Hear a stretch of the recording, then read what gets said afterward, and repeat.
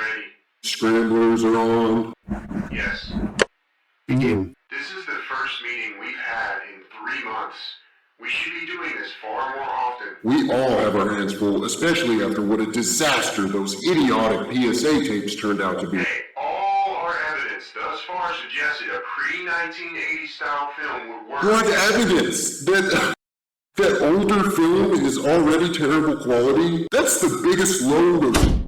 Do I need to remind you that the longer we spend talking, the easier it is for them to figure out who we are if they find us? Good. Now let's continue. I'll start with the status report of Project Codename Whistleblower. As you two were just talking about, earlier this year we launched a coordinated attempt to inform the public about the danger we are all in while also staying under the nose of the radio wave hijackers. We initially tried mailing written letters. This was mostly met with extreme cynicism, so a new plan was proposed. Send out old-style film PSAs to the public, informing them of the crisis. Have the tapes played during TV shows, in movie theaters, even on YouTube advertisements. The initial tests were a phenomenal success with no evidence of tampering. Pre-1980 style film has the highest success rate of not being tampered with by the hijackers. We sent out 50 copies of the radio wave PSA across the US. 42 of them failed with maximum casualties. 3 of the locations turned into entire anomalies. That means 3 more of them got completely through. Those areas have been quarantined and are no longer accessible by the public. Additionally, the tapes that made it through to the public without tampering have been recovered, and we are building a database of what works for future attempts. A little bit of good news though. Somehow, one of the film rolls that was corrupted made it out. It was recovered. I don't know how it managed to survive after such significant altering by the hijackers, but it did. The footage is disturbing, but also extremely valuable. We currently have our top people analyzing it to learn as much as they can. Hopefully, in a few days, we will know much more about them. Alright. I'll go next. No, you won't. Trust me, mine will take only a few seconds. So, we got word as to why China went dark last week. It's because their government shut down all radio communications and is currently enforcing it on all their citizens. Smart. Good for them, honestly. Really wish we could do that. Russian government is trying to do something similar. Africa wants nothing to do with us, says they're calling us Ground Zero, which we probably are. That's all I have. Great, thanks. We have an official profile for these beings. The name for them is agreed on. We don't have to waste air on radio wave hijackers anymore. Everyone at the BOA has already been calling them the Distorted, and that has proven to scare the public enough to get their attention. We'll use that name from here on out.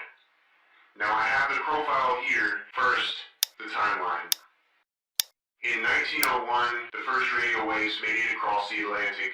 Over the last 100 years, rapid breakthroughs in electronic communications created a world where everyone was producing radio waves. The invention of devices that create radio waves caused beings from a higher plane of existence to notice us. We weren't aware of them, and they weren't aware of us. Radio waves somehow breached that barrier and allowed them to see us, in a sense. Eventually, they started interacting with us through radio waves. The first encounters seemed harmless enough. They'd rearrange footage, change text on a screen around. It looked very much like they were attempting to communicate with us. None of their attempts were coherent, as video feed would just end up glitched, audio cutting in and out, acting choppy. But then they started trying to take on physical appearances inside of video footage. I'm about to put some examples up.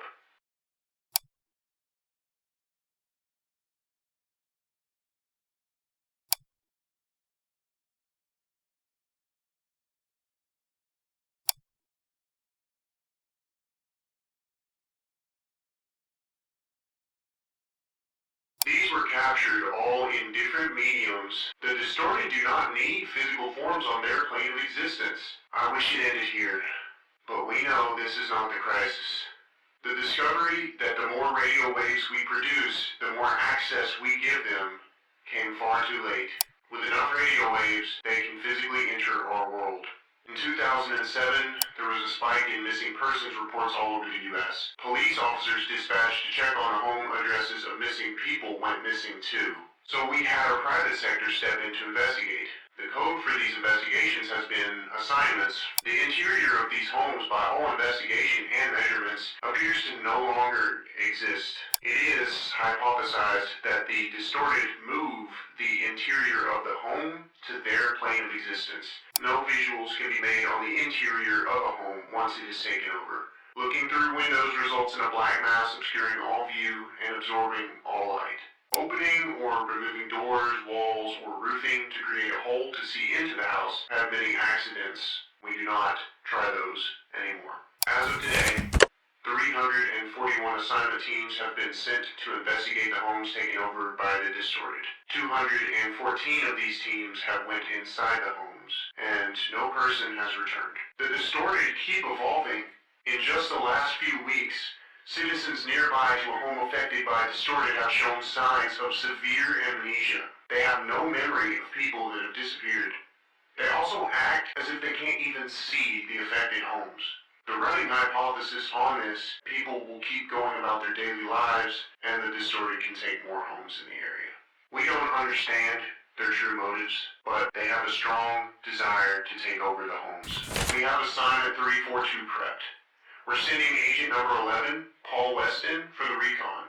He'll give us recommendations on how we should try and investigate the interior. We have a new technology of drone we want to try. It completely powers off just as it enters the anomaly, and it's self-flying.